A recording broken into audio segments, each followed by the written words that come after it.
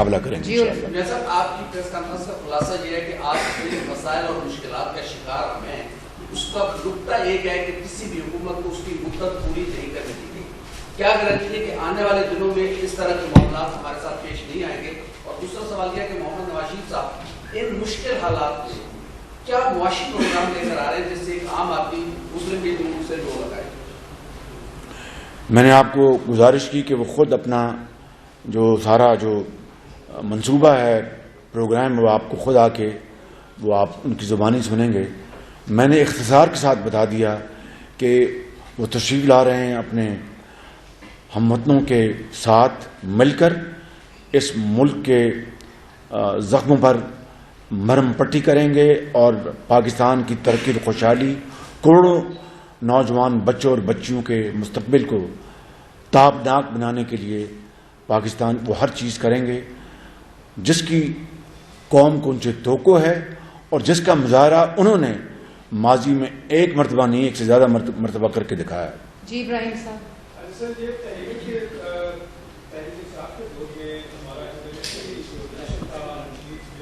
ایک سوال آپ نے ایک بات کی تھی تسلسل کی، وہ ٹھیک، میں نے اس کی مثالیں دے دی۔ یہ ٹوٹتے رہے سارے جو دورانیے تھے اور ان کو توڑا گیا۔ میں نے سازش کی بھی بات کی اور ساری باتیں بتا دی ہیں آپ کو۔ وہی قومیں ترقی کرتی ہیں جہاں پر کانٹینیوٹی ہو۔ یہ آپ کی بات بالکل درست ہے۔ اس کی مثالیں ایک قرب و جوار کی بھی مثال ہے، لیکن اس سے ذرا دور بنگلہ دیش کی بھی مثال ہے۔ جب تک کہ سیاسی اور معاشی جو سٹیبلٹی نہیں ہوگی، قوم کے اندر ایک یکجہتی نہیں ہوگی، قوم اکٹھی نہیں ہوگی۔ آپ کو علم ہے کہ جب 2018 میں نے میثاق معیشت کی بات کی تھی تو کس طرح اس کو پایہ حقارت سے ٹھکرایا گیا تھا، آپ جانتے ہیں۔ آج نواز شریف پھر انشاءاللہ قوم کو اکٹھا کرنے کے لیے، اور کیونکہ کسی قوم کی تقدیر نہیں بدل سکتی جب تک کہ اس میں اتفاق، اتحاد اور نفاق کے بیچ ختم نہ کیے جائیں اور گالی گلوچ کا عنصر اور زہر کو ختم نہ کیا جائے۔ یہ بہت بڑا ایک کٹھن مرحلہ ہے۔ انشاءاللہ Nawaz Sharif step by step اس کو حل کریں گے انشاءاللہ۔ سابقہ دور میں چین سے جو ہے ہمارے دوست ممالک ہیں، ان کے ساتھ ہمارا ایک ریلیشن جو ہے وہ ڈیمیج بھی ہوا، سپیک کے ساتھ کچھ ہوا، تو اگر آپ حکومت آتے ہیں کہ اس کو کیسے ریپیئر کریں گے؟ ظاہر ہے ریلیشن ہم نے دوست ممالک کے ساتھ چلنا ہے، تو وہ میں نے آپ کو بتایا کہ 18 ماہ میں مخلوط حکومت نے مل کر ان برادرانہ تعلقات کو، دوست ممالک کے ساتھ تعلقات کو ٹھیک کرنے میں دن رات بہت کوشش کی اور اس میں بڑی کامیابی حاصل ہوئی ہے۔ اور انشاءاللہ جب میاں صاحب آئیں گے تو اس میں مزید بڑھوتری آئے گی۔ اور ان کے آپ جانتے ہیں کہ بڑے درینہ تعلقات ہیں سعودی عربیہ سے، یو اے ای سے، چین سے، ترکی سے، قطر سے۔ تو انشاءاللہ یہ تمام جو تعلقات ہیں اور دوستی ہے وہ قرضے لینے کے لیے نہیں بلکہ سرمایہ کاری کے لیے استعمال ہوگی۔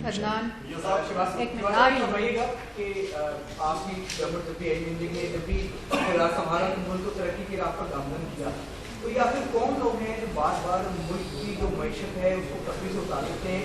آپ کو ان کی آنکھ کا تارا بھی ہے، آپ مشورہ دیں گے ان کو؟ یہ آنکھ کا تارا جو ہے، آپ نے اچھا کیا یہ سوال کر ہی دیا۔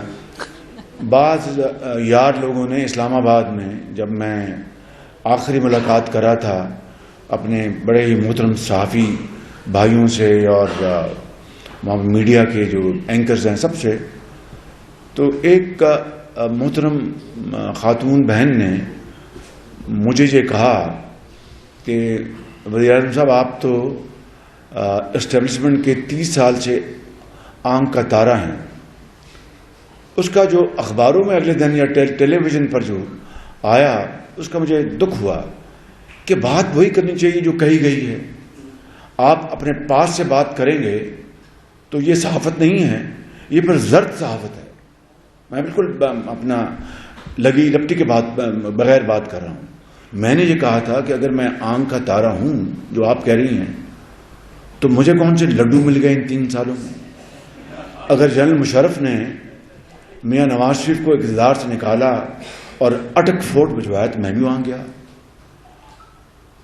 وہاں پر اڈیالہ میں بھی وہاں گیا، لانڈی جیل میں بھی گیا، غریب الوطنی میں نواز شریف صاحب کے ساتھ میں بھی گیا۔ جب میں اس کے بعد کی بات کر رہا ہوں، جب میاں صاحب کو اقتدار سے نکالا گیا اور ہمارا ڈاکہ ڈالا گیا ہمارے الیکشن کے اوپر، تو میاں صاحب کو گرفتار کیا گیا، میں بھی گرفتار ہوا، ایک دفعہ نہیں 2 دفعہ ہوا، کمر کی بھی کوئی پرواہ نہیں کی گئی۔ کہنے کا مقصد یہ ہے کہ یہ آنکھ کا تارا جو آپ کہہ رہے ہیں، میں اسے تو میں آپ کو کوئی جواب نہیں دینا چاہتا، مگر اس کے نتیجے میں مجھے کیا ملا یہ بتا دیں آپ ذرا۔ ایک منٹ ایسے نہیں جی، میں بول رہی ہوں ایسے نہیں ہو سکتا، پھر کوئی سوال نہیں ہوگا، میں پھر ایک منٹ رک جائے نا، منصور بات کریں آپ۔ یہ سب بہت شکریہ۔ 2 حصے ہیں سوال کے، ایک تو پریس کانفرنس ہوتی تھی آپ کے مالکی کی جانب سے اور وہ کہتے تھے ہمارا سیاست سے اور پاکستان تحریک انصاف سے کوئی تعلق نہیں ہے۔ ایک نیا سلسلہ شروع ہو گیا انٹرویوز کا، انٹرویو ہوتے ہیں 25 دن کے لیے، بندہ غائب ہوتا ہے، اس کا پتہ ہی نہیں ہوتا، اور جب وہ آتا ہے تو اس کی زبان ہوتی ہے، سب کچھ ایسا ہوتا ہے۔ 2018 کے الیکشن سے پہلے آپ اپنے لوگوں کے بارے میں کہتے تھے کہ وہ فون آتے تھے اور وہ پارٹیاں بدل لیتے تھے، آج آپ کی نہیں ہو گیا۔ اگلے الیکشن میں اگر اس طرح الیکشن ہوئے کیا کریڈیبلٹی ہوگی؟ اور دوسرا سوال جہاں پہ لوگوں کے غائب ہونے کی بات ہے، ہمارے ہی صحافتی برادری کے ایک ہمارے صحافی بھائی عمران ریاض خان آپ کے دور کے اندر غائب ہوئے، 4 ماہ سے بھی غائب نہیں ملے، جب آئے 22 کلو وزن ان کا کم ہو چکا تھا، آج وہ جو آپ سے بول رہا ہوں ان کو یہ جملہ بولنے میں شاید 10 منٹ لگیں گے، ان کی حالت دیکھ کے رونگٹے کھڑے ہو جاتے ہیں۔ آپ اس کے بارے میں کیا جواب دیں؟ مجھے آپ کی بات، میں نے سوال آپ کا سنا ہے منصور صاحب، گزارش یہ ہے کہ یہ جو بات آپ کریں کہ 25 دن کے لیے غائب ہو جاتے ہیں اور 30 دن کے لیے، میں قطعاً اس کے حق میں نہیں ہوں۔ اگر ایسا ہوا ہے مجھے اس کا علم نہیں، آپ بہتر جانتے ہیں، لیکن میں اس کے حق میں نہیں۔ لیکن یہ جو آپ بات کر رہے ہیں کہ 25 دن کے لیے غائب ہو جاتے ہیں، 12 اکتوبر کو مجھے اور نواز شریف کو کئی مہینوں کے لیے غائب کر دیا گیا تھا، اور ہمارے بال بچوں کو، میرے بوڑھے ماں باپ کو علم نہیں تھا کہ ہم کہاں ہیں، اور رات اور دن ایک ہمیں لگتا تھا، اندھیرا تھا۔ ذرا کاش آپ اس کا بھی ذکر کر دیتے۔ ہم نے تو نواز شریف نے تو کبھی کسی سے گلہ نہیں کیا، ہم نے تو 9 مئی کو جا کے اپنا GHQ پہ ہم نے نہیں کروائے، نہ کسی کو کہا، نہ کسی کو اس کی ترغیب دی۔ نواز شریف کو ایک دفعہ نہیں 1 سے زیادہ مرتبہ اپنا ہتھکڑیاں لگیں، اپنا جلاوطنیاں ہوئیں، جیلوں میں ڈالا گیا۔ انہوں نے تو کبھی اپنا پارٹی کے لوگوں کو اکسایا کہ جا کے لاہور کے کور کمانڈر ہاؤس پہ حملہ کر دو۔ انہوں نے تو کبھی کسی کو کہا کہ جا کے وہاں پر GHQ میں جا کے حملہ کر دو۔ انہوں نے ہمیشہ پاکستان کی خیر مانگی، انہوں نے ہمیشہ افواج پاکستان شہیدوں اور غازیوں کے لیے دعا کی، پاکستان کی جو ترقی اور خوشحالی کے لیے دعا کی۔ یہ فرق ہے۔ جی عارف آپ بات کریں، عارف آپ بات کریں، میں دے رہی ہوں جی، میں دے رہی ہوں، عارف آپ بات کریں۔ مجھے اس کا علم نہیں، آپ بتا رہے ہیں۔ نہیں، میں نے نہیں خیال میں ہمارے دور میں میرے علم میں نہیں۔ اگر آپ کہہ رہے تو میں آپ کی بات کی تردید نہیں کر رہا، لیکن آپ کہہ رہے ہیں اب وہ گھر آ گئے ہیں۔ اگر مجھے آپ موقع دیں گے میں پتہ کر کے نیکسٹ ٹائم آپ کو بتاؤں گا انشاءاللہ۔ عارف صاحب، عارف ایسے نہیں، میں دے رہی ہوں، آصف میں دے رہی ہوں، عارف آپ بات کریں، عارف آپ بات کریں۔ عمران خان کے دور میں آپ کو یہاں تک کہ آمدن ظاہر علاقوں میں گرفتار کیا گیا، اس کے بعد آپ لوگوں نے ایک اینٹی اسٹیبلشمنٹ بیانیہ بنایا، آج سے 12 پاپا جون کا آپ نے کہا کہ آمدن سے زائد اساسی انہوں نے بنائے ہیں، پاپا جون کی اسٹوری ہے، آپ نے قبول کی۔ آپ کے دور حکومت میں سابق آرمی چیف قمر باجوہ کے اوپر آمدن سے زائد اثاثوں کی اسٹوری آئی، اس صحافی کو جیل ہو گئی، اور بات ہے آپ نے کیا اس اسٹوری کے حوالے سے انکوائری کرائی کہ یہ اثاثے ان کے جائز ہیں یا ناجائز ہیں، یا آپ بے احتیاط وزیر اعظم تھے ان تمام چیزوں کے حوالے سے انکوائری کرانے کے بارے میں؟ کس کے احساس ہیں؟ قمر باجوہ صاحب۔ دیکھیے بات یہ ہے، پلیز ذرا آپ کا سوال بڑا ریلیونٹ ہے، یہ میرا کام نہیں ہے کہ میں انکوائری کرتا پھروں بطور وزیر اعظم. اس کا ایک ادارہ ہے, اس کا نام ہے نیشنل اکاؤنٹیبلٹی بیورو, نیب جسے کہتے ہیں. یہ الگ بات ہے کہ عمران نیازی اور نیب گٹھ جوڑ, یہ اصطلاح میں نے دریافت کی تھی اسمبلی میں نے اس کا ذکر کیا تھا آج سے 4.5 سال پہلے. وہ جو گٹھ جوڑ تھا اس نے پاکستان کی جو ترقی کو تباہ و برباد کر دیا. وہ صرف نیب جو تھا وہ حزب مخالف کے جو سیاستدان تھے, جو اپوز کرتے تھے اس حکومت کو, یہ ان کے خلاف تھا. ان کو سیاسی طور پر ختم کر دینے کے مترادف تھا کہ وہ دوبارہ سیاست میں نہ آئیں اور مرزا یار پھرے, کیا کہتے ہیں اس کو, گلیاں یہ وہ تھا. لیکن آپ مجھے بتا دیں کہ اس دور میں, میرے دور میں, کوئی ایک میں نے اپنا ایسی کاوش کی ہو کہ میں کو نیب کو میں نے استعمال کیا ہو, کوئی سوال پیدا نہیں ہوتا. اگلی بات, احتساب سب کے لیے ہونا چاہیے اکراس دا بورڈ. اور اگر آپ یہ ذرا تھوڑا سا آپ میری بات کو برا نہ مانیں تو آج تک جو احتساب کا جو لاٹھی ہے وہ صرف سیاستدانوں پر چلی ہے, صرف سیاستدانوں پر چلی ہے. اور یہ ایک تاریخ کا ایک بڑا میں سمجھتا ہوں کہ بہت ہی سیاہ باب ہے. احتساب وہ ہے جو کہ سامنے صاف نظر آتا ہو اور لوگ اس کو تسلیم کرتے ہوئے نظر آتے ہوں. وگرنہ جو کچھ ان 4 سالوں میں جو اپوزیشن کے ساتھ ہوا ہے, میں اس کی بات تفصیل میں نہیں جانا چاہتا. کیا کچھ نہیں ہوا ان کے ساتھ. اور وہ جو نیب آرڈیننس تھا وہ میں تو نہیں لے کے آیا تھا کہ ریٹائرڈ ججز کو لگایا جائے گا. اس حکومت کے سربراہ جو عمران نیازی تھے انہوں نے اپنی من پسند کے ججز کو لگانا تھا. اور یہ میرے جو لیفٹ کو بیٹھے ہیں, میرے نواز شریف, مریم نواز, حمزہ, سب کو اپنا, باقی ہمارے ساتھی سب کو 10 سال ان کو جیلوں میں ڈالنا تھا. کیا یہ احتساب ہے؟ اگر احتساب کی بات کریں, احتساب کا سب سے زیادہ نشانہ 75 سالوں میں صرف اور صرف سیاستدان بنے ہیں. اور احتساب کا اگر بات کرنی تو آئیے بیٹھیں, ایک ڈائلاگ کریں اکراس دا بورڈ. اور اپنا خان صاحب, میں آپ کی خدمت میں, وہ بات میری تھوڑی آدھی رہ گئی تھی, میں نے اپنا نام لیا تھا اور نواز شریف صاحب کا. حسین نواز کو بھی کئی مہینے بند کیا گیا, اس کو کوئی پتہ نہیں تھا, اس کی والدہ کو نہیں پتا تو حسین کہاں ہیں. اور ہمیں جب ملک بدر کیا گیا تو حمزہ کو یرغمال بنا کر یہاں پر رکھا گیا. تو میں نے اس کا ذکر نہیں کرنا تھا ان باتوں کا, چونکہ آپ نے سوال کیا تو مجھے مجبوراً جواب دینا پڑا.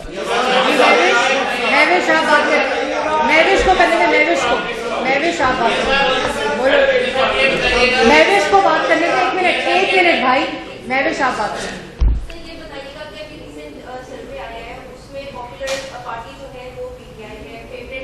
لیڈر جو ہے وہ عمران خان کو کہا گیا ہے, مطلب کہ کوئی بھی ان کی فلمس اٹھا کے دیکھیں وہ پی ٹی آئی اور عمران خان کو ہی فیور کر رہے ہیں. پچھلے الیکشن میں بھی یہی کہا گیا کہ زیادہ تر ووٹرز نے عمران خان کو پی ٹی آئی کو ووٹ دیا, اور جو نیکسٹ اگر الیکشن ہوئے, اگر اگلے ہفتے الیکشن ہوئے تو اس میں بھی لوگ پی ٹی آئی کو ہی سپورٹ کریں گے. ایسی سچویشن میں آپ کیا کہتے ہیں کہ کیسے آپ کی پارٹی جو ہے سامنے آئے گی, کیسے جی شکریہ بی بی, آپ نے سوال کیا, ایک ریلیونٹ سوال کیا. گزارش یہ ہے, کیا میں نے کوئی غلط بات کہی؟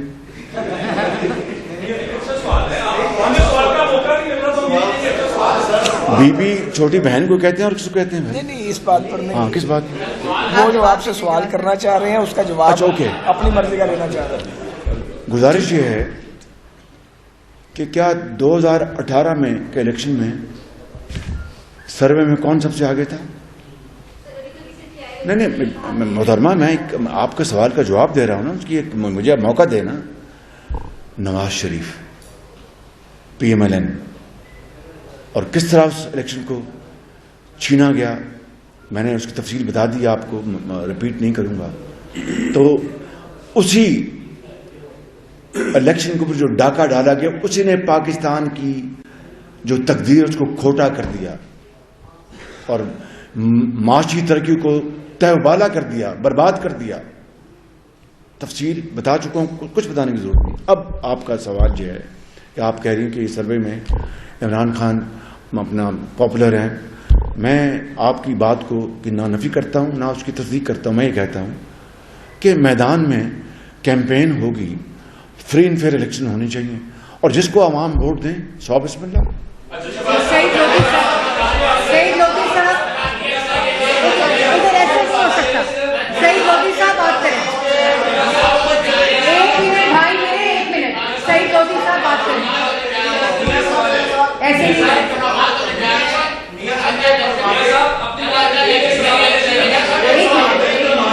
باری باری میں کر رہے ہیں. جی سعید لودھی صاحب.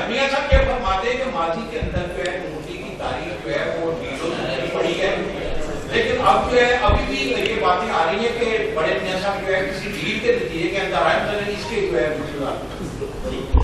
یہ میں سوال آپ کا جواب اس طرح دوں گا کہ وہ جو ڈیلوں کی باتیں ہمارے والے سے، وہ اس کی بے بنیاد باتیں جو ہوتی رہی ہیں وہ سب آپ کے سامنے ہیں، سب آپ کے سامنے ہیں.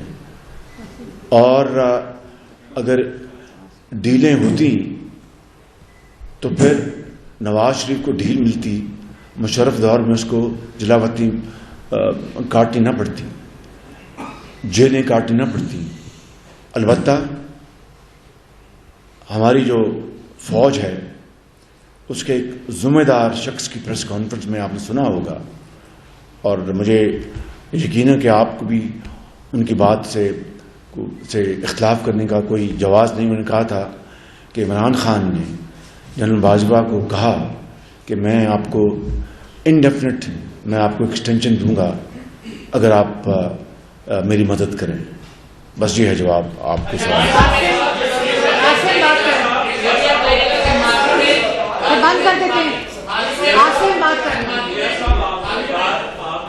بھائی دیکھیں، میری گزارش سنیں، آپ کو موقع ملے گا. آپ مریم اورنگزیب صاحبہ آپ کو موقع دے رہی ہیں. میں حاضر ہوں. آپ نے جتنے نشتر پھینکنے پھینک لیں. بالکل.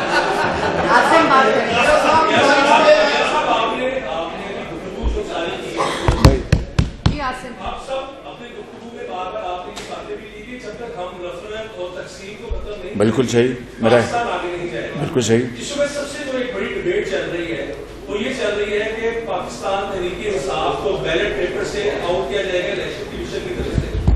آپ کی خاندان نے، آپ کی جماعت نے، آپ نے خود بھی بہت قربانیاں دی اس جمہوریت کے لیے. فیض صاحب کے والد صاحب شہید ہوئے جمہوریت کے لیے، اور پیپلز پارٹی کی بھی قربانیاں ہیں.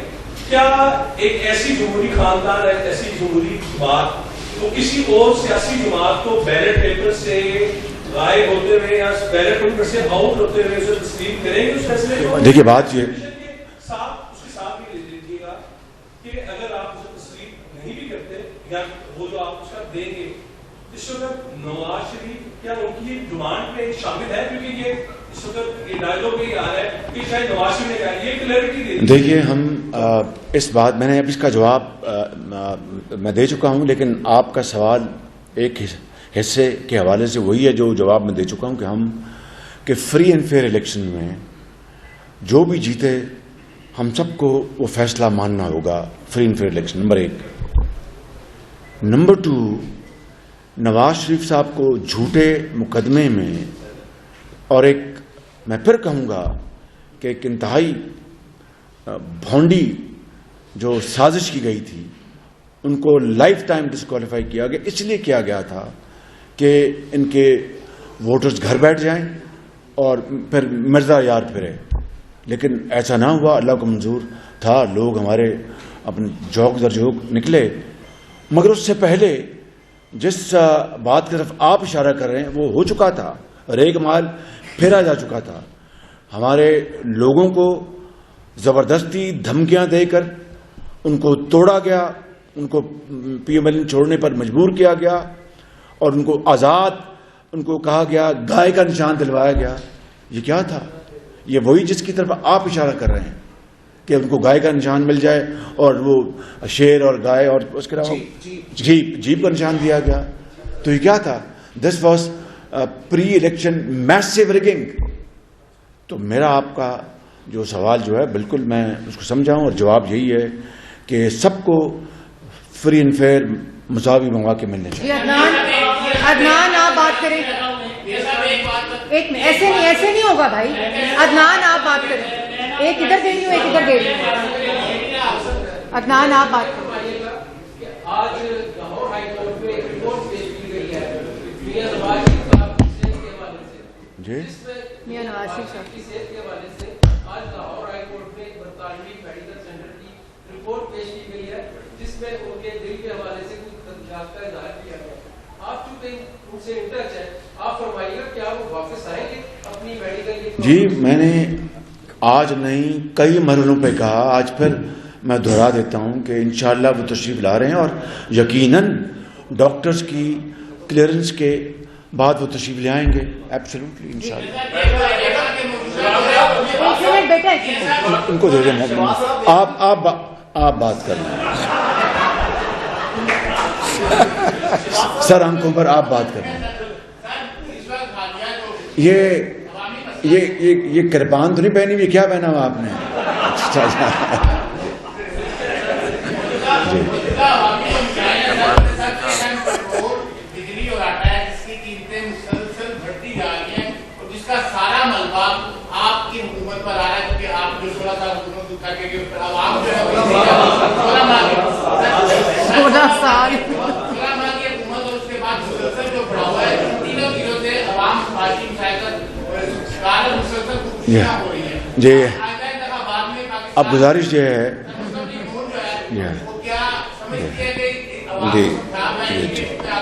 گزارش ہے کہ اگر آپ نے 16 ماہ کو 16 سال بنانا تو میں کیا کہوں آپ کو.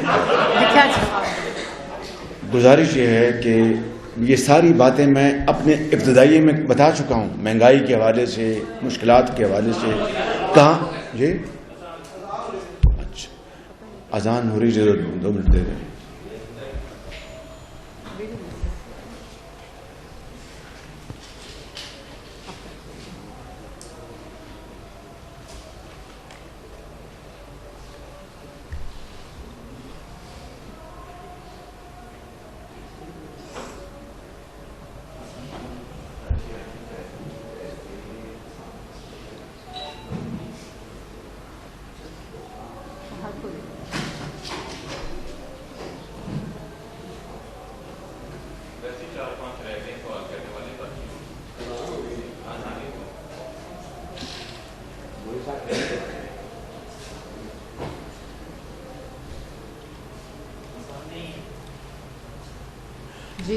اچھا اب میں آپ کا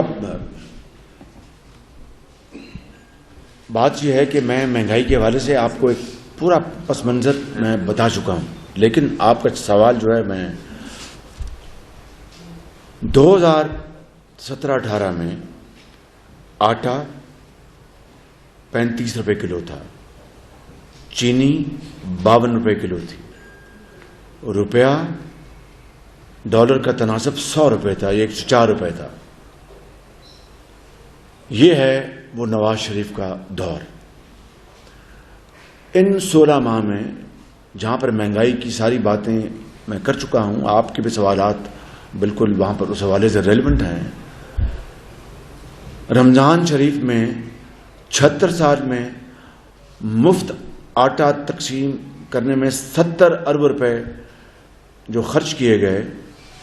انتظامی حوالوں سے آپ کچھ کہہ سکتے ہیں سر آنکھوں پر، لیکن وہی سوچ ہے نواز شریف کی عکاسی کرتی ہے کہ اگر غریب عوام کا ہم خیال نہیں رکھیں گے تو یہ باقی تمام چیزیں جو ہیں وہ دھری کے دھری رہ جائیں گی. یہ اس سوچ کی عکاسی ہے. بڑے میری طرف دیکھیے نا، آپ سوال کے لیے بعد میری طرف دیکھیے. جو بڑی گاڑیاں چلانے والے ان کے اوپر زیادہ پیٹرول کا بوجھ ڈال کر اضافی رقوم غریب آدمی کو، موٹر بائک والے کو سبسڈی دینا، یہ اسی سوچ کی عکاسی ہے. مگر پی ٹی آئی کے دور میں سرکاری اسپتالوں میں مفت ادویات کا ختم کر دینا، کاش آپ اس کا بھی ذکر کر دیتے. بھائی بات میرے آپ سنیں نا، آپ سوال کیوں مجھے جواب دینے دینا بھائی. کینسر کے مریضوں کی مفت ادویات ختم کر دینا، اس کا بھی آپ ذکر کرتے، جو نواز شریف کے دور کا ایک عظیم کارنامہ ہے. ہیپاٹائٹس کے مریضوں، لاکھوں مریضوں کی مفت ادویات کا ختم ہو جانا، اس سے بڑا ظلم کیا ہو سکتا تھا غریب آدمی کے لیے. پی کے ایل آئی جو کہ اس ملک کے لیے نواز شریف نے ایک تحفہ دیا، جگر اور گردے کے ٹرانسپلانٹ اور اس کے امراض کے لیے، جس کے لیے نواز شریف نے وفاق میں اور پنجاب میں نے اربوں روپے کے فورن ایکسچینج کے ساتھ غریب ترین یتیموں کو، بیواؤں کو بھجوایا ہندوستان اور چین علاج کے لیے. اس کا یہ لگا، اس کو کس طرح سیاست کی نظر کر دیا گیا، اس کو تباہ برباد کر دیا گیا. میں زیادہ نہیں جانا چاہتا، خدا را ذرا جب سوال کریں تو گریبان میں جا کے. ندیم آپ بات کریں بھائی، 1 منٹ. میاں صاحب، آپ ریاست کو ڈیفالٹ سے بچانے کے لیے اسٹیٹ اسٹینڈ ثابت ہوئے ہیں، اور 2018 پہ مینڈیٹ چوری ہونے کا بھی آپ نے حوالہ دیا ہے. ذرا اپنے دل پہ ہاتھ رکھ کے یہ بتا دیں، آپ دل سے جنرل باجوہ اور جنرل فیض کا احتساب چاہتے ہیں جنہوں نے 2018 میں آپ کے میں شروع میں ان کے سوال کا جواب دے چکا ہوں. Across the board accountability. جی ندیم صاحب آپ بات کریں. 2018 کے بعد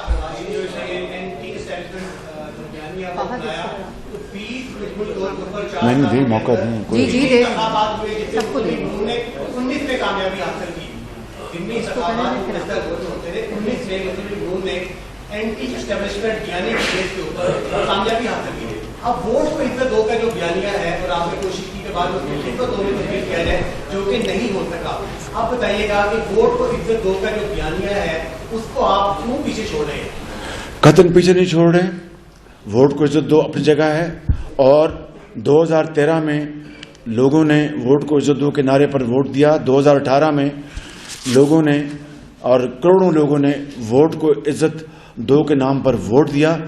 ووٹ کو عزت کا کیا مطلب ہے کہ آپ نے، میں آپ ہی کی بات کرتا ہوں، اگر آپ نے مہربانی کر کے ہمیں ووٹ دیا ہوگا، میں مثال دے رہا ہوں 2013 کے الیکشن میں، تو اس کو عزت نواز شریف نے شبانہ روز محنت کر کے 20 گھنٹے کی لوڈ شیڈنگ ختم کر کے آپ کو دی. یہ ووٹ کی عزت ہے. اور یہ جو آپ کہہ رہے ہیں کہ اینٹی اسٹیبلشمنٹ کی جو بات آپ نے کی، تو ووٹ کو عزت دو کا مطلب یہ ہے کہ ووٹ ملا، اس کے نتیجے میں ووٹروں کی خدمت کرو. تو یہ بات بالکل اس میں کوئی راکٹ سائنس نہیں ہے. بھائی بات سمجھے میری، میں آپ نے سوال کر دی، میرا آپ جواب سنیں نا، آپ اس سے اتفاق نہ کریں، آپ کی مرضی ہے. اور بات سنیں پلیز، بات سنیں. اگر اینٹی اسٹیبلشمنٹ سے اینٹی اسٹیبلشمنٹ میں آپ جو بھی اس کا مطلب نکال لیں، اور اگر آپ کا سیدھا مطلب یہ ہے کہ اگر اینٹی اسٹیبلشمنٹ سے اگر کروڑوں لوگوں کی جو تکالیف ہیں، غربت، بے روزگاری، یتیموں کو دوائی، علاج، ان کو روزگار، پاکستان کو عزت ملنا، اگر اس سے اپنا مقصود ہے اور اس سے حاصل ہوتا ہے تو مجھے بتا دیجئے. اور 76 پلیز بات سنیں، اور 76 سالوں میں یہ جو آپ اینٹی اسٹیبلشمنٹ، اور معاف کیجئے میں آپ کو تو وہ لبرل جو گروپ سے میں تشبیہ نہیں دے رہا، لیکن میں جانتا ہوں کہ بعض سو کالڈ لبرل کہ یہ وہ جی اپنا یہاں پر یہ ہوگا، وہ کریں گے تو تب معاملہ ٹھیک ہونا نہیں ہوگا. اور جب ایسے جب واقعات ہوئے بڑے افسوسناک، وہ کہاں تھے؟ مشرف نے جب میاں نواز شریف کا اقتدار چھینا اور کارگل میں جو ایک بہت بڑا حادثہ ہوا اس کو کور کرنے کی کوشش کی، اور نواز شریف نے پاکستان کو بچایا واشنگٹن جا کر، تو اس کے نتیجے میں نواز شریف کی جو ہتھکڑیاں لگیں، جیلیں کاٹی، وہ کہاں تھے لبرل؟ میں اور بھی مثالیں دے سکتا ہوں.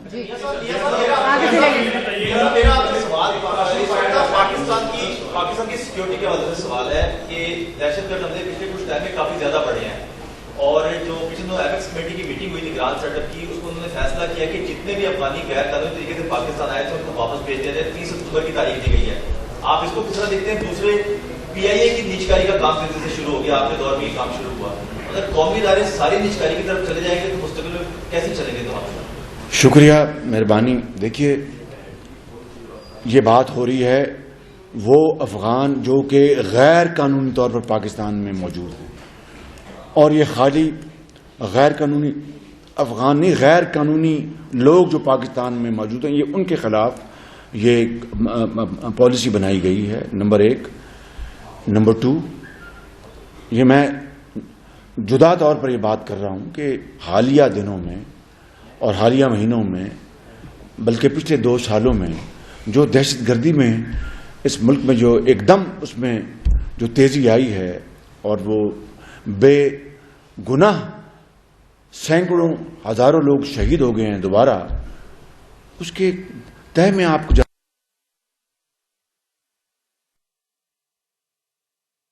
کروڑوں بچوں، ماؤں اور بہنوں اس ملک کا امن کا احساس ہے جو کہ ہے آپ کو، تو پھر ضرب عضب اور رد الفساد میں جو قربانیاں دی گئیں اس کو ہمیں اپنے پیش نظر رکھنا چاہیے.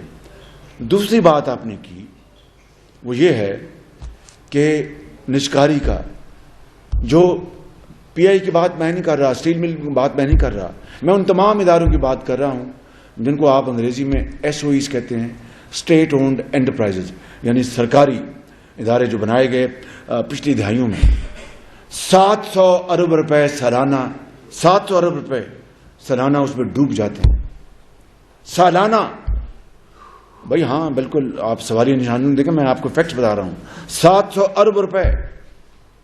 اب بتائیے یہ کس کا پیسہ ہے؟ اس غریب قوم کا، ٹیکس گزار کا، سیلوڈ کلاس کا، وہ لوگ جو ایمانداری سے ٹیکس دیتے یا قرضوں کا ہے. تو کیا یہ پیسہ 700 ارب روپے اگر آپ سالانہ ڈبو رہے ہیں ان اداروں میں، تو پھر یہ ملک کس طرح بحال ہوگا؟ اسی سے جڑا ہوا ایک اور پوائنٹ میں بتا دیتا ہوں. آج میرا مقصد نہیں تھا لیکن چونکہ آپ نے بات کر دی، یہ ایڈیشنل ٹیکس لگانے کی میں ابھی بات نہیں کر رہا. اس وقت جو ٹیکسز لگے ہیں، چاہے وہ امپورٹ ڈیوٹیز ہیں یا کسٹمز ڈیوٹیز ہیں، کسٹمز کی مد میں سینکڑوں ارب روپے جو ہیں وہ بالکل سائفن آف ہو رہے ہیں، برباد ہو رہے ہیں، ڈوب رہے ہیں بالکل. کیا یہ اسٹیٹ کا اگر غریب آدمی کو، یتیم کو، بیوہ کو اس کو علاج مہیا کرنا ہے، روزگار دینا ہے، تعلیم دینی ہے، یہاں پر سڑکات بنانی، زراعت کو، صنعت کو، اگر ملک کو آگے لے کے جانا ہے، تو اگر وسائل آپ پیدا نہیں کریں گے اور اس طرح وسائل جو مانگے تانگے کے ہیں ان کو ہم ڈبو دیں گے تو پھر خدا حافظ ہے ہمارا. جی فیصل بات کریں، فیصل بات کریں. فیصل صاحب یہ بتا دیجیے گا کہ ایک تو آگے جو ہے وہ آپ یہ کہہ رہے ہیں کہ ہمیں حکومت ملتی ہے تو ہم معیشت کو ٹھیک کریں گے، definitely it is the ultimate target. لیکن اس کے علاوہ یہ بتا دیجیے گا 3 دفعہ نون لیگ ڈسی گئی ہے، نواز شریف صاحب کو ڈسا گیا جس کا آپ ذکر بھی کرتے رہے اپنے جلسوں کے اندر. تو اسٹیبلشمنٹ بھی اس بات کو کہہ چکی ہے کہ جو ریٹائرڈ جنرلز ہیں انہیں عام لوگوں کی طرح ٹریٹ کیا جائے. تو آپ کو نہیں لگتا کہ ان ریٹائرڈ جنرلز کا جنہوں نے میاں صاحب کے ساتھ یہ کیا انہیں عبرت کا نشان بنایا جائے تاکہ پریسیڈنٹ جائے؟ اس چیز کو بتا دیجیے گا کہ کیا آگے آپ ایسا. دیکھیے آپ نے وہ راستہ تلاش کرنا ہے اور وہ آپ نے سفر اختیار کرنا ہے جہاں پر اس ملک کی جو تقدیر ہے وہ بدل جائے، پاکستان کا بیکاری پن ختم ہو جائے. ایزیئر سیڈ دین ڈن، راتوں رات نہیں ہوگا، شبانہ روز محنت کرنی ہوگی. ایک الگ موضوع ہے، بات کروں گا. یہاں پر لاکھوں کروڑوں لوگ ہیں جن کو روزگار چاہیے، علاج چاہیے، جاب چاہیے. نواز شریف انشاءاللہ اسی راستے کو اختیار کریں گے.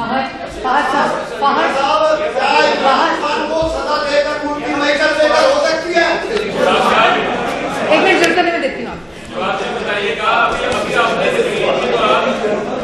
ذرا اونچا بولے، اونچا آپ کو دیکھتی ہوں. شہباز صاحب بتائیے گا، ابھی آپ نے تقریر کے دوران کہا کہ جو لاٹھی ہے وہ ہمیشہ احتساب کی بات کی, احتساب کے حوالے سے آدھی بات نہ کریں پلیز.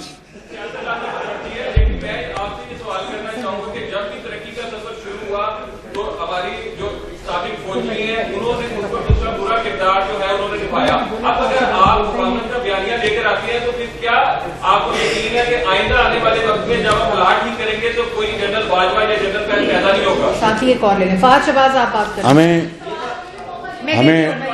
ہمیں ایک تدبر, حوصلے اور جرت کے ساتھ فیصلے کرنے ہیں. جی فہد شہباز. یہ صاحب مجھے جاننا یہ ہے کہ مریم بی بی نے اپنا پہلا جب جلسہ کیا شاہدرہ میں تو تقریباً 20 منٹ کی تقریر میں انہوں نے ایک دفعہ بھی آپ کا ذکر نہیں کیا 16 مہینے کی آپ کی گورنمنٹ کا. پھر آپ کی ایک فوٹیج ہم نے دیکھی جس میں آپ کی بلٹ پروف گاڑی کے لوگ جمع ہیں اور اسے رد عمل کا اپنا اظہار کر رہے ہیں. اور دوسرا سر جو سب سے اہم ہے, منی لانڈرنگ کیس میں جس جج نے حمزہ صاحب کو اور آپ کو ایکویٹل کیا تھا, آپ نے بطور پرائم منسٹر اس کے 19 دن بعد اسے انفارمیشن کمشنر کو عہدے میں تعینات کر دیا تھا. اس کی کیا وجہ؟ دیکھیے بات, آپ مجھے جتنا مرضی اکسا لیں, میں آپ کے نہیں آؤں گا. I will not fall into the trap. جی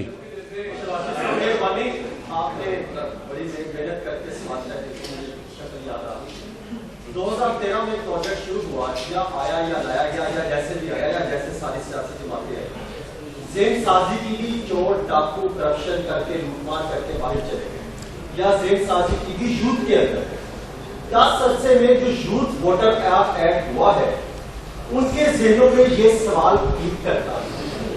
دوسرا اس کا کیا رپلائی عوام کو لے کر اور کس طریقے سے اس کو کور کر کے بیانیے میں ایڈجسٹ کر کے لے کر جائیں گے. اور ساتھ ایک چھوٹا سا سوال یہ ہے, یہ سوال ہی تھا کافی لمبا, سوال ہے کہ کیا وہ کم موقع ایسا پیدا ہوا اور یہ کیا یہ کنفرم ہے کہ جب آرمی چیف کی تعیناتی کا معاملہ آیا تو آپ پر پریشر تھا کہ مارشلہ لگا دیا جائے گا اور کمرے سے آپ کو اٹھایا گیا؟ کتنے سوال کیے آپ نے؟ یہ آپ نے آئی تھنک 10 in 1 کر دیے ہیں. بہرحال گزارش یہ ہے کہ یوتھ کو, ہماری پاکستان کی جو یوتھ ہے, نوجوان نسل ہے, وہ بہت قیمتی ہے. اس کو ہمیں مواقع مہیا کرنے ہوں گے, تعلیم کے, روزگار کے اور جدید علوم کے. جو پچھلے 5-10 سالوں میں جو گالی گلوچ اور جو زہر آلود جو بیانیہ ان کے ذہنوں میں داخل کرنے کی کوشش کی گئی ہے, ہمیں مل کر, ہم سب کو مل کر اس کا تدارک کرنا ہوگا. اور انشاءاللہ اس نوجوان نسل کو اگر صحیح مواقع مہیا کیے گئے تعلیم کے, جدید علوم کے, روزگار کے, تو پاکستان کا مستقبل بہت تابناک ہے انشاءاللہ. ایک منٹ بھائی, ایسے پھر ختم ہو جائے گا. میں آپ کو ایسے نہیں کر سکتے بھائی. جی میں سوال دے رہی ہوں آپ کو, میں دیکھتی ہوں آپ کو. میاں صاحب آپ نے اپنی پریس کانفرنس میں بار بار یہ کہا کہ میاں نواز شریف 29 اکتوبر کو تشریف لا رہے ہیں انشاءاللہ. جتنا یقین آپ کو میاں صاحب کے 21 کو آنے کا ہے, کیا اتنا ہی یقین آپ کو یہ بھی ہے کہ الیکشن ہو جائیں گے؟ کیونکہ ابھی تک الیکشن کمیشن نے کسی قسم کی کوئی ڈیٹ کا اناؤنسمنٹ نہیں کیا. میں کوئی ولی تو نہیں ہوں کہ میں یہاں پر ولایت کی باتیں کروں. الیکشن کمیشن کا فرض ہے کہ وہ الیکشن کروائے اور انشاءاللہ الیکشن اپنے وقت پر ہونے کی ہمیں پوری امید ہے انشاءاللہ.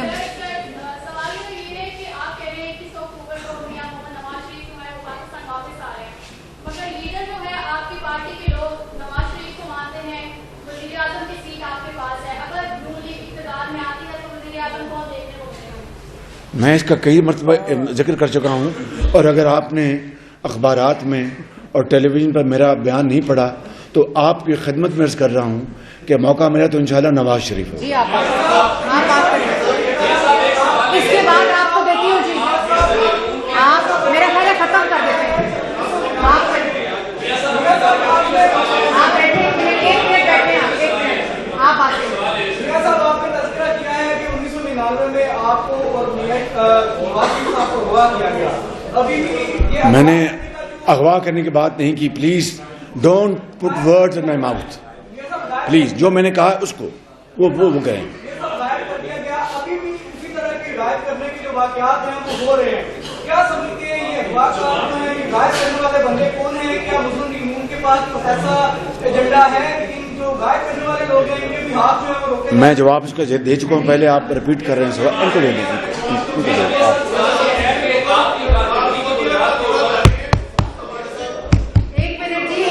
एक मिनट इस साइड से लेने पहले। सवाल ये है कि आपकी कारकर्दगी की बुनियाद के ऊपर मुस्लिम लीग में इलेक्शन लड़ती रही है, शहबाज शरीफ, पंजाब शरीफ, बहुत सारी बातें हैं।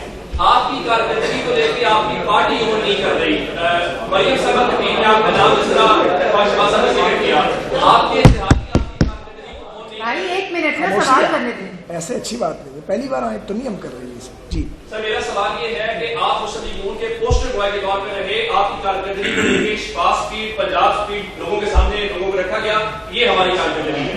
आप 16 महीने मुल्क के वजीर आजम रहे, आपकी कारकर्दगी को लेकर आपकी पार्टी आपको ओन नहीं करती। लगता है जिस तरह बाकी को कोई और माइनस करता है, आपकी पार्टी ने। बहुत शुक्रिया, बस सुनने में बस जवाब ये है, शुक्रिया। ये पंजाब स्पीड, शहबाज स्पीड दरअसल नवाज स्पीड है। बहुत शुक्रिया आपका। आप बात करें जी।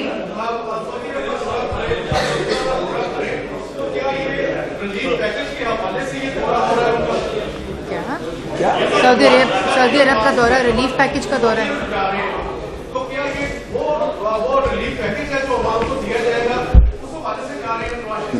आप इस तरह की बातें मुनासिब नहीं हैं। सऊदी अरब अगर वो जा रहे हैं तो उनका एक प्रोग्राम है, मुझे उसकी तफसील का इल्म नहीं, लेकिन मेरा गुमान है कि वो उन्होंने अल्लाह ताला के घर में हाज़िरी देनी होगी, मदीना शरीफ तशरीफ ले जाएंगे, दुआ करेंगे पाकिस्तान आने से पहले पाकिस्तान की तरक्की और खुशहाली के लिए। तो मैं समझता हूँ कि आप मियाँ साहब की सोच से अच्छी तरह आगाह हैं कि वो कर्ज लेने में वो बिलीव नहीं करते, वो जो सरमायाकारी है उसमें बिलीव करते हैं। इसके बाद जमहूरी पार्टी है, आपकी क्रेडिट पे बड़ी चीजें हैं। जिस तरह ये सारी गुफ्तगू में एक चीज सामने आ रही है, कंक्लूडिंग पॉइंट ये बन रहा है कि हुकूमतों को, सिविल हुकूमतों को नहीं चलने दिया जाता। तो क्या आप इस हवाले से कोई ओवरऑल कोई सियासतदानों को एक बात में देने की कोशिश कर रहे हैं? यहाँ तो सूरत क्या है कि जो बंदा बात भी करता है उन लोगों को जो आईन करते हैं उनके खिलाफ, तो सबसे पहले सियासतदान की बात होती है। मियां नवाज शरीफ 5 लोगों के नाम लेते हैं, आप भागे भागे जाते हैं, उनको खामोश करवाते हैं लंदन में। अब क्या वो वापस आकर यहाँ पे नाम लेंगे उनके एहतसाब का मीनार पाकिस्तान के जलसे पे? ये आपने बस कर लिया ना आपने सवाल। ये किसने कह दिया कि आप भागे भागे जाते लंदन में? मैं जहाज पर गया था।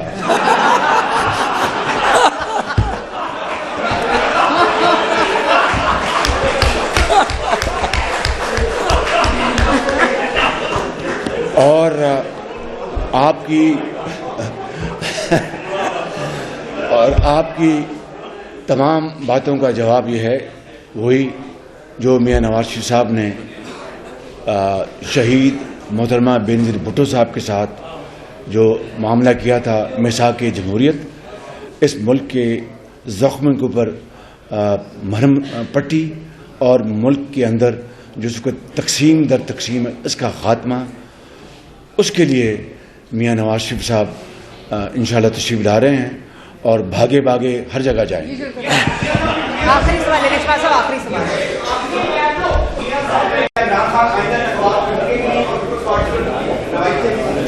देखिए, बिलावल भुट्टो साहब अपनी पीपल्स पार्टी के चेयरमैन हैं और हमारी सियासत अलग-अलग है। उनका मैनिफेस्टो अपना है, हमारा मैनिफेस्टो अपना है। इंतखाबात हम लड़ने हैं, लेकिन इज़्ज़त और एहतराम के साथ मेरे वो छोटे भाइयों की तरह हैं। कामयाब वज़ीर ख़ारजा थे, बड़ी मेहनत की उन्होंने, और मैं इरादा रखता हूँ कि जल्द उनसे, काफ़ी अर्सा हो गया उनसे बातचीत नहीं हुई, उनसे बात भी करेंगे और इंशाअल्लाह पाकिस्तान में एक फ्री एंड फेयर इलेक्शन के लिए हम सब काम करेंगे। राना कामरान साहब,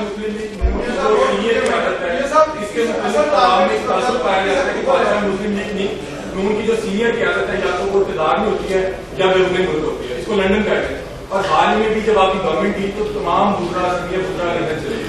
इस अवामी तासुर के साथ इस तरह से 10 लाख लोग जो है पाकिस्तान के।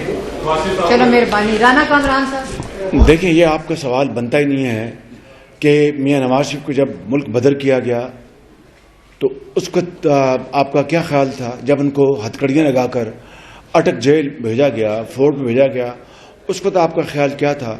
اور اگر کوئی شخص جینوئنلی بیمار ہے اور علاج کے لیے وہ گیا ہے تو اس کو آپ اس طرح کا نام دیں؟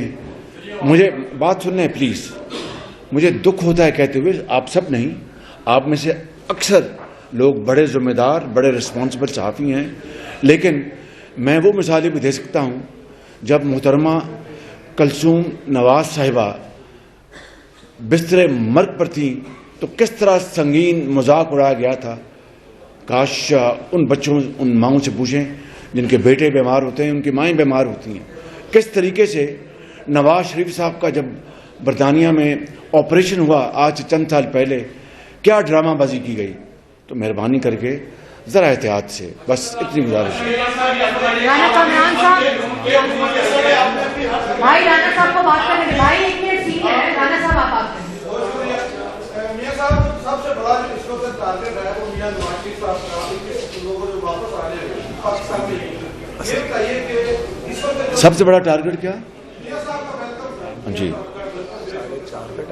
بتائیے کہ اس حوالے سے ابھی تک جو سوچا نظر آ رہی ہے کہ وہ اس لیول کی ایکٹیویٹیز ابھی تک دور میں نظر نہیں آئی، کیا میاں صاحب کے شہر نے شان استقبال کے لیے تیاریاں کیا ہیں؟ الحمدللہ بہت شاندار تیاریاں ہیں، بڑی محنت ہو رہی ہے اور اس کے اوپر پوری کاپسی جاری، پوری پارٹی سب کر رہے ہیں بالکل انشاءاللہ۔ Last question